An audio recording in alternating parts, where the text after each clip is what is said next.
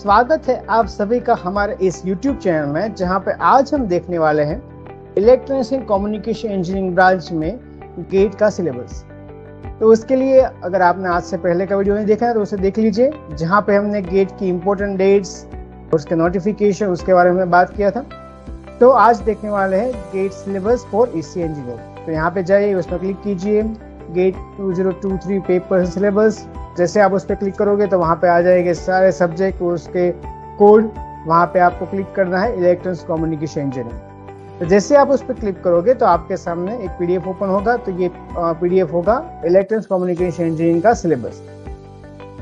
जैसे कि आज से पहले के वीडियो में दिखा था कि 15 मार्क्स तो एप्टीट्यूड के हैं, तो बाकी बचे 85 मार्क्स। तो 85 मार्क्स टोटली 8 सेक्शन में डिवाइड है। जैसे कि फर्स्ट सेक्शन है वो है इंजीनियरिंग मैथमेटिक्स, जहाँ पे है रहता है लीनियर अलजेब्रा, उसमें vector space, basic, linear dependence and independence, matrix algebra, eigen value, eigen vector, rank, solution of linear equation, existence and uniqueness. मैंने आज से पहले कई बार गेट दिया है और क्रैक भी किया है अच्छे मार्क्स के साथ। तो मेरा एक्सपीरियंस ये कहता है कि अगर लीनियर अलजेब्रा में से most of the time question आप देखेंगे तो वहां पे होगा रैंक, उसका मैट्रिक्स के रिलेटेड क्वेश्चन। तो आप रैंक और मैट्रिक्स के पोर्शन है वहां पे आप ज्यादा वेटेज दे सकते हो। Matrix algebra, eigen value, eigen vector, rank, तो ये काफी सारे इंपॉर्टेंट पॉइंट है। सारे में से में जो हर बार रिपीटेडली पूछे जाते हैं वो क्वेश्चन मैं आपको यहाँ पे भी डिस्कस कर रहा हूँ। बाद में दूसरा पोर्शन है कैलकुलस। तो कैलकुलस में mean value theorem, theorem of integral calculus, evaluation of defined and improper integral, partial derivatives, maximum minima, multiple integral, line and surface and volume integral and Taylor series. तो अगर मैं calculus के portion में से बात करूं तो maximum minimum, line, surface and volume integral and Taylor series, तो ये उसमें से ज्यादातर क्वेश्चन आपको गेट के पिछले पेपर में से आपको मिल जाएंगे। सारा पोर्शन है वो इम्पोर्टेंट ही है, लेकिन ज्यादातर पोर्शन है वो इस पॉइंट में से आपको इसी इंजीनियरिंग के ब्रांच में गेट के पेपर में आपको देखने मिलेंगे। बाद में है डिफरेंशियल इक्वेशन। तो first order equation, high order linear differential equation, quotient Euler equation, methods of using variation of parameters. बाद में है complementary function, particular integral, then partial differential equation, variable separable method, initial boundary value problem. तो यहाँ पे अगर differential equation जब मैं से बात करूं तो वहां पे क्वोशिएंट एलियस इक्वेशन, बाद में differential first and partial differential equation, और जो पर्टिकुलर सॉल्यूशन है वो initial and boundary value parameter. तो ये जो पोर्शन है वहां पे आपको काफी सारे क्वेश्चन आपको गेट के पिछले पेपर ईसीएम में से आपको मिल जाएंगे। बाद में वेक्टर एनालिसिस। तो वेक्टर एनालिसिस में है vector in plane space, vector operation, gradient, divergence and curves, Gauss and Green's and Stokes theorem. तो अगर देखा जाए तो ये divergence, gradient, curl, Gauss, Green and Stokes theorem, ये सारे इलेक्ट्रोमैग्नेटिक में रिपीट होते हैं। तो आप यहाँ से भी आपको अच्छा करना रहेगा प्रिपरेशन, वो वहाँ पे भी आपको यूजफुल हो सकता है। तो वेक्टर एनालिसिस में ये सारे पॉइंट्स है वो काफी इंपॉर्टेंस है। बाद में है कॉम्प्लेक्स एनालिसिस। तो कॉम्प्लेक्स एनालिसिस में analytic function, Cauchy integral theorem, Cauchy integral formula, sequences, series, convergent test, Taylor and Laurent series and residue theorem. तो रेसिड्यू थ्योरम वो यहाँ पे भी आता है, सिग्नल सिस्टम के जेड ट्रांसफर पॉइंट में भी आता है। तो ये आप यहाँ से भी ठीक तरह से कर सकते हो। तो इसका यूज आप सिग्नल सिस्टम के सॉल्व जेड ट्रांसफर जो भी एग्जाम्पल उसको सॉल्व करना, तो उसके लिए आपको ईजी रहेगा। बाद में ये जो भी सीरीज है, टेलर है, कॉशी इंटीग्रल फॉर्मूला है या सीक्वेंसेस है, ये आपको एक्चुअली करना चाहिए, क्योंकि इसमें से 1-2 मार्क्स से काफी कॉन्सेप्चुअल क्वेश्चन काफी बार पूछे जाते हैं। तो ये हो गया कॉम्प्लेक्स एनालिसिस। बाद में है प्रोबेबिलिटी एंड स्टैटिस्टिक्स। तो उसमें mean, medium, mode, standard deviation, combinational probability, probability distribution, biomedical distribution, Poisson distribution, exponential distribution, normal distribution, joint and conditional probability. तो यहाँ से देखा जाए तो mean, medium, mode, standard deviation, ये सारे पोर्शन वो कम्युनिकेशन में भी आते हैं। तो ये यहाँ से भी आप ठीक तरह से कर लीजिए। तो कम्युनिकेशन का जो पोर्शन है वहाँ पे भी आपके लिए पढ़ना ईजी रहेगा। तो ये पॉइंट से काफी इंपॉर्टेंस है प्रोबेबिलिटी एंड स्टैटिस्टिक्स मेथड। तो ये हुआ फर्स्ट सेक्शन। तो सेक्शन फर्स्ट में आता है linear algebra, then calculus, then differential equation, then vector analysis, then complex analysis and probability and statistics। तो सेक्शन 1 में टोटल 6 चैप्टर है जो आपको मैथ्स में से करने हैं। अब जाते हैं दूसरे सेक्शन में। तो जैसे कि पहले बताया था कि ऑलरेडी 100 में से 85 मार्क्स का जो टेक्निकल है वो आने वाला है, उसमें से ये मैथमेटिकल पार्ट हो गया, तो वो भी आप छोड़ दिए, 10 मार्क्स का आने वाला है, तो वो अब रहा 75 मार्क्स का वेटेज। तो 75 मार्क्स बाकी जो सेक्शन से बचे उसमें वो सारे डिवाइड होते हैं। तो पहले क्या होता था कि नेटवर्क और सिग्नल सिस्टम वो अलग अलग सेक्शन में रहा जाता था, तब उसको क्या कर दिया, कंबाइन कर दिया है, तो नेटवर्क एंड सिग्नल सिस्टम। तो यहाँ पे कौन कौन से अलग पोर्शन देख लेते हैं। तो सेक्शन 2 में पहले है सर्किट एनालिसिस, उसमें node and mesh analysis, superposition, Thevenin theorem, Norton theorem, sinusoidal space analysis, phasor, complex power, maximum power transfer, बाद में time and frequency domain analysis of linear circuit, RL RC analysis circuit, solution of network equation using Laplace transform. तो इसमें से most of the time superposition, Thevenin, Norton, बाद में RL RC circuit और solution of network equation using Laplace transform. तो इस portion में से ज्यादातर क्वेश्चन आपको देखने को मिलेंगे गेट के पिछले पेपर्स में। ये सारे टॉपिक्स है वो इंपॉर्टेंट टॉपिक है, और बाद में ये है सबसे इंपॉर्टेंट है, उसमें इक्वेशन रहता है, आपको आप अगर उसे याद रख ले तो बढ़िया है। लीनियर टू पोर्ट नेटवर्क है और वाई डेल्टा ट्रांसफॉर्मेशन है, इसमें से काफी बार एक मार्क के क्वेश्चन आपको गेट में देखने को मिलेंगे, तो ये भी एक इंपॉर्टेंट टॉपिक है नेटवर्क में से।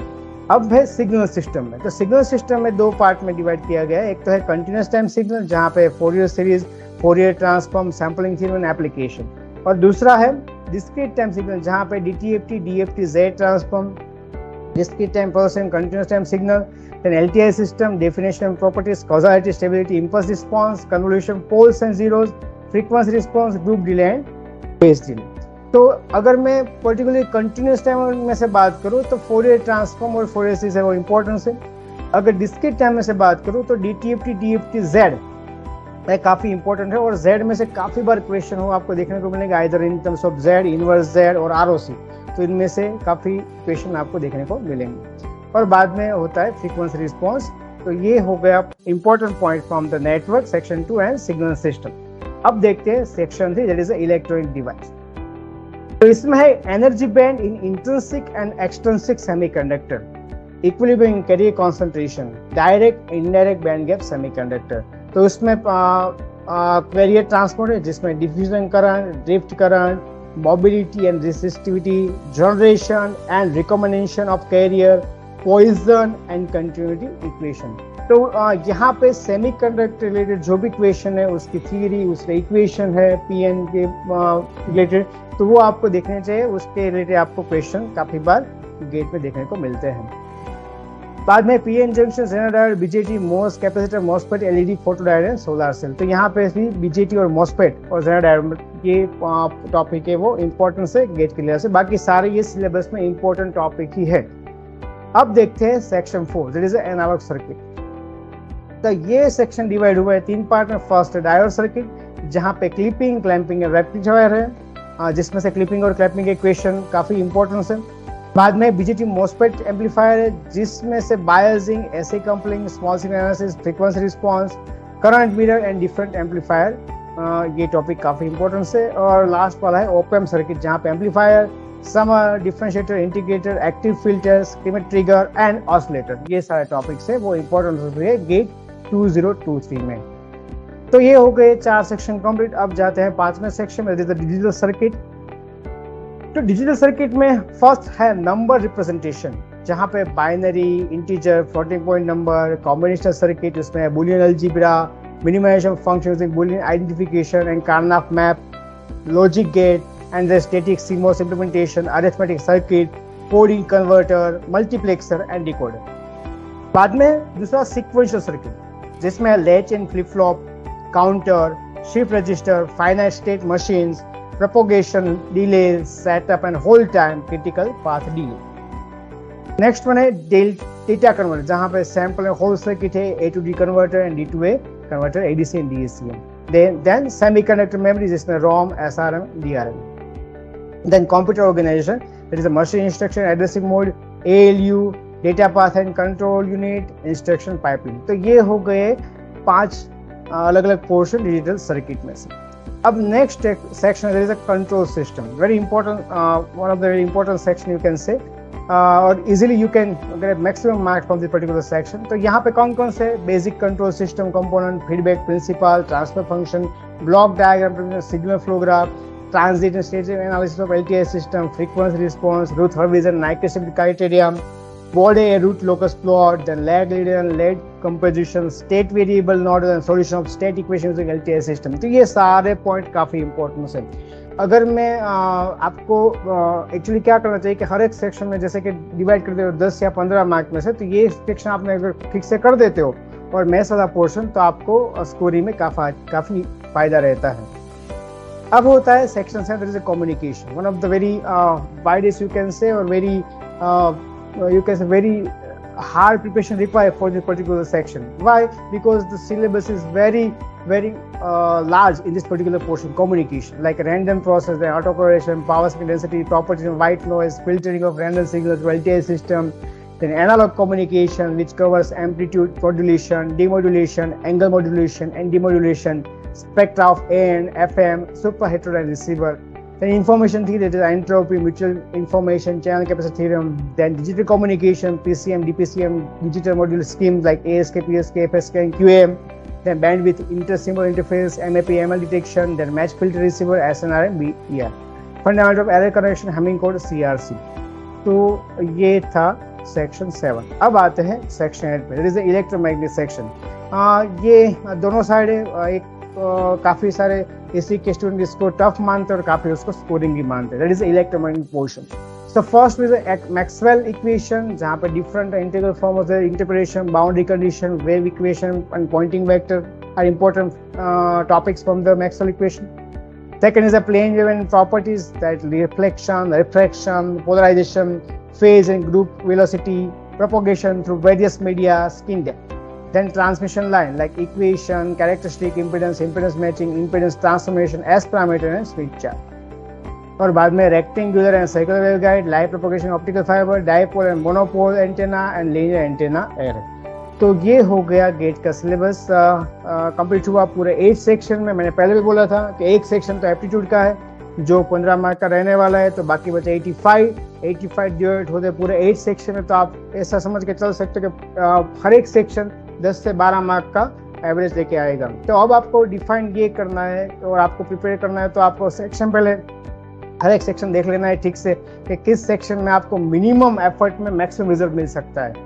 तो अगर मेरे हिसाब से देखा जाए तो इंजीनियरिंग मैथमेटिक्स है वो आप कर सकते हो, क्योंकि आप एप्टीट्यूड भी कर रहे हो।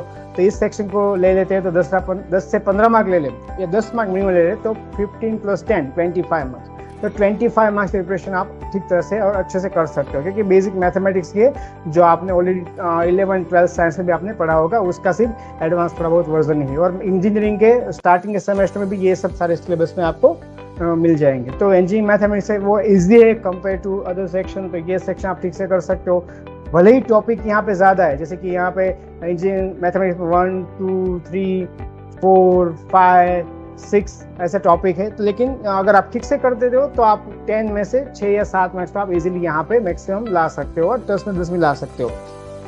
दूसरा सेक्शन नेटवर्क सिग्नल सिस्टम, तो ये भी काफ़ी इजी और मार्क इसमें आप काफ़ी ले सकते हो, क्योंकि यहाँ पे एक टॉपिक भी एक पर्टिकुलर फिक्स ही है कि कौन से टॉपिक में से क्वेश्चन पूछे जाते हैं, और ज़्यादातर उसी टॉपिक में से कॉन्सेप्ट के हिसाब से सिर्फ एग्जाम्पल को मॉडिफाई और रिमॉडिफाई करते रहते हैं, और गेट के क्वेश्चन में आपको वो देखने को मिल जाए। तो सेक्शन 2 भी अगर आप देख ले तो ये भी आपके लिए ईजी रहता है, और छोटा भी है और ईजी भी है।